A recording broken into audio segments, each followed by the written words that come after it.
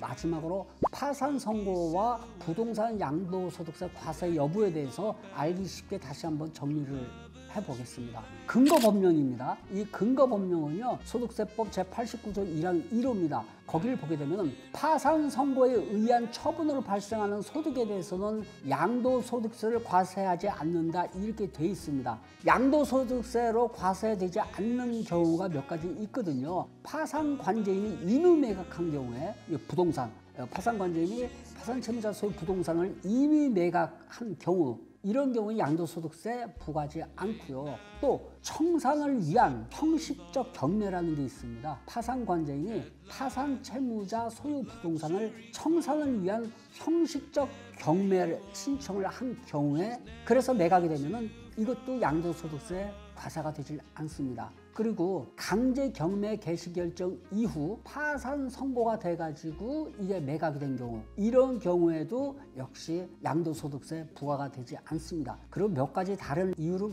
부과되지 않는 경우도 있는데요. 자주 있는 게 아니니까 생략을 하도록 하고요. 여기에서 이제 공통점이 뭘까요? 모든 부동산 매각 행위에 파산관제인이 개입한다는 얘기죠. 그래서 파산 선고 이후에 부동산이 처분되는 경우, 이때는 양도소득세를 채무자가 부담을 하지 않는다는 겁니다. 이와는 반대로 양도소득세가 부과되는 경우가 있죠. 채권자가 신청한 경매, 임의 경매로 부동산이 매각된 경우, 이때는 유감스럽지만 세금을 내야 됩니다. 그리고 임의 경매가 어쨌든 간에 채무자 파산 선고 이후에 낙찰 매각이 된 경우라든지, 채권자 별채권을 실행을 해가지고 임의 경매 진행으로 매각된 경우, 이런 경우는 채무자가 양도소득세를 내야 됩니다. 자, 여기서 공통점이 뭘까요? 그렇죠. 모든 부동산 매각 행위에 파산관제인이 관여하지 않고요. 채권자가 임의 경매를 신청한 경우입니다. 별채권 행사로 이렇게 임의 경매가 진행한 경우,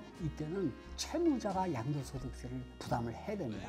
이렇게 이제 파산 선고와 부동산 양도소득세 과세 여부에 대해서 알기 쉽게 정리를 해봤습니다. 자, 그러면 앞에서 예를 들은 사례와 같이 근저당권자가 임의 경매를 신청한 것이 아니라 만약에 신용대출을 해준 채권자 강제 경매를 신청한 경우라면 그 결과가 어떻게 달라질까요? 다른 사실관계는 동일하다고 이렇게 가정을 하고요. 이 경우 양도소득세는 부과되지 않는다는 것을 앞에서 정리한 내용에서 우리는 알 수가 있죠. 왜냐하면 파산 신청 전에 신청한 강제 경매는요, 파산 선고로 인해서 효력을 상실한다고 이렇게 법이 규정을 하고 있기 때문입니다. 담보권자가 경매를 신청했는지 아니면은 일반 채권자가 경매를 신청했는지는 파산을 신청한 채무자에게는 전혀 중요한 내용이 아니거든요. 그런데 이러한 사정에 따라서 파산 절차가 끝난, 그리고 면책 결정까지 받은 채무자가 양도소득세를 내야 하느냐, 아니면 내지 않아도 되느냐, 이렇게 결론이 달라집니다. 이렇게 달라진다면 여러분 같으면은 이런 결과에 승복할 수 있겠습니까? 임의 경매 시행으로 처분된 부동산의 양도소득세를 납부해야 하는 채무자는 이와 같은 경우에 빚을 없애려다가 오히려 지금 빚을 덤탱이로 지금 만든 셈 아닌가요? 좀 이상하지 않나요? 빨리 법이 개정이 돼가지고요, 이런 이상한 거는 없어졌으면 좋겠습니다. 여러분 생각은 어떻습니까? 우리 사무실은 어떤 사건이든 결코 포기하지 않습니다. 소명의식과 사명감을 가지고 여러분의 사건을 처리하고 있습니다. 오늘은 개인 파산과 경매에 대해서 몇 가지 말씀을 드렸습니다. 그래도 개인 파산을 해야 하는 이유가 있습니다. 채무자에게 재산이 있는 경우에 법원에서 이제 환가를 한 후에 채권자들에게 공평하게 나눠주기 때문에 편파 변제 시비에서 벗어날 수가 있습니다. 세금이라든지 공과금 같은 비면책 채권도 파산 절차에서 정리할 수 있는 방법이 있습니다. 체납된 세금의 경우에는요, 환가할 재산이 없어 파산 절차에서 정리가 되지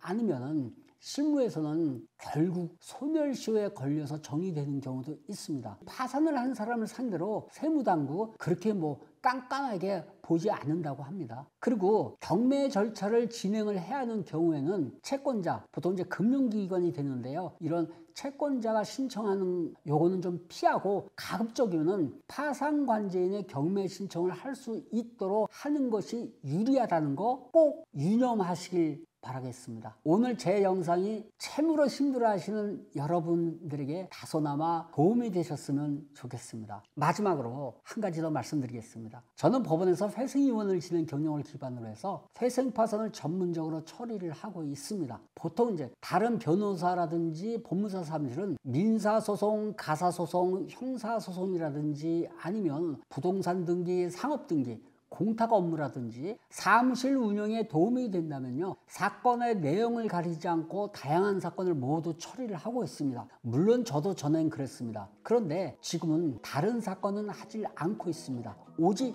개인회생, 개인파산 사건만 주 업무로 처리를 하고 있습니다. 그래서 누구보다도 회생파산에 대한 풍부한 경험이 있습니다. 자신이 있습니다. 회생파산을 고민하고 계시는 분들 언제든지 저 법학박사 최욱환 법무사를 찾아주십시오. 항상 여러분의 따뜻한 희망의 등대지기가 되겠습니다. 개인회생, 개인파산 여러분 포기하지 마시고 끝까지 최선을 다하시길 응원합니다. 스페로 스페라, 숨을 쉬는 희망은 있습니다. 여러분에게 꿈과 행복을 찾아주는 법원 회생위원 출신 회생파산 전문 법무사 법학박사 최욱환의 회생TV는 여기에서 마무리하겠습니다. 다음번에도 더 재미있고 유익한 컨텐츠로 찾아뵐 테니까요. 오늘도 제 영상이 좋으셨다면 구독과 좋아요 눌러주시고 응원의 댓글 부탁드립니다. 다음 영상에서 뵙겠습니다. 여러분 안녕히 계세요.